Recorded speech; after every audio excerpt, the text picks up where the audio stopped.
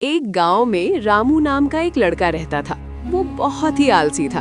उसे न समय पर उठना पसंद था, न पढ़ाई करना और न ही अपने माता पिता की मदद करना। दिन भर वो बस सोता रहता या इधर उधर घूमता रहता था। रामू के पिता एक मेहनती किसान थे। वे रोज सुबह जल्दी उठकर खेत में काम करने जाते थे। वे रामू को भी अपने साथ चलने के लिए कहते, लेकिन रामू हमेशा बहाने बना देता। पिताजी, आज मुझे ठीक नहीं लग रहे, आप ही जाइए।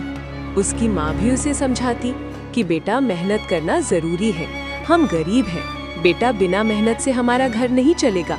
पर रामू किसी की बात नहीं सुनता था। एक दिन उसके पिता बीमार पड़ गए और खेत का सारा काम रुक गया। घर में पैसों की कमी होने लगी। तब रामू को पहली बार अपनी गलती का एहसास हुआ। उसने सोचा कि अगर मैं पहले मेहनत करता तो आज परिवार को इतनी परेशानी ना होती। रामू ने अपने पिता से माफी मांगी और बोला, पिताजी, मुझे क्षमा कर दो, आज से मैं अच्छा से मेहनत करेंगे। अगले दिन से वो सुबह जल्दी उठने लगा, खेत में काम करने लगा और धीरे धीरे जिम्मेदार बन गया। कुछ समय बाद उसकी मेहनत रंग लाई और घर की हालत सुधर गई। रामू अब समझ चुका था कि आलस्य छोड़कर मेहनत करने से ही जीवन में सफलता मिलती है। लेकिन रामू एक दिन बाहर घूमने निकल गया था। लेकिन उसकी मुलाकात एक शहर की सेया नाम वाली लड़की से हुई।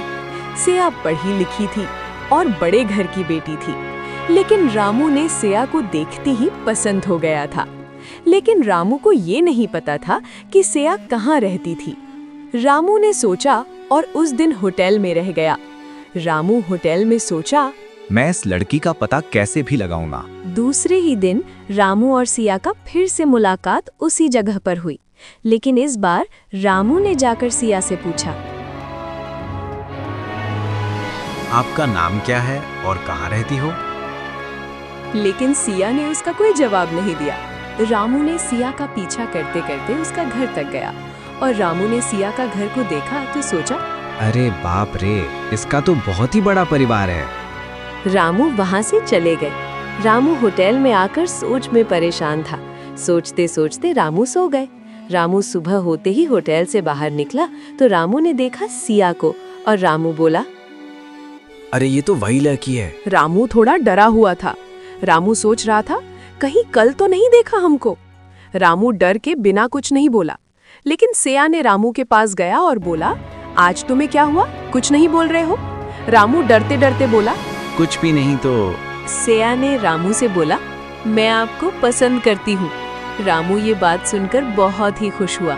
लेकिन रामू को ये भी पता है कि सिया कैसे घर की लड़की है। रामू ने सिया से कहा, पसंद तो मैं भी तुमको करती हूँ, लेकिन हम लोग बहुत ही गरीब हैं। सिया ने हंसते हुए कहा, तो क्या हुआ, लेकिन मैं आपको बहुत प्यार करती हूँ।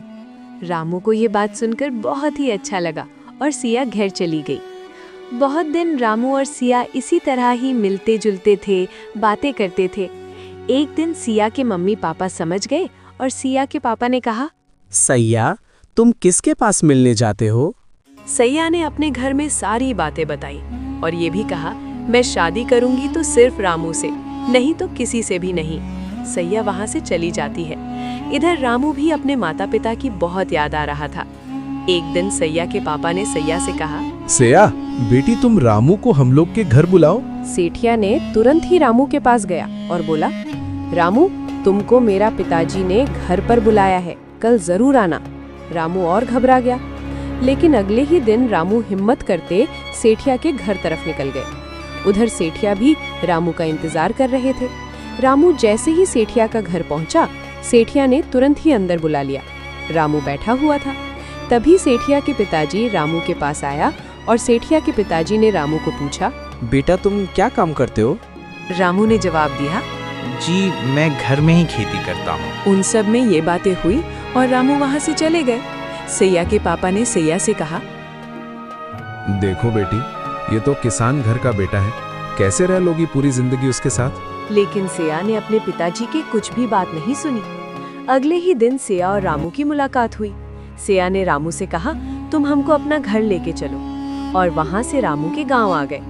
उधर रामू के मम्मी पापा परेशान था।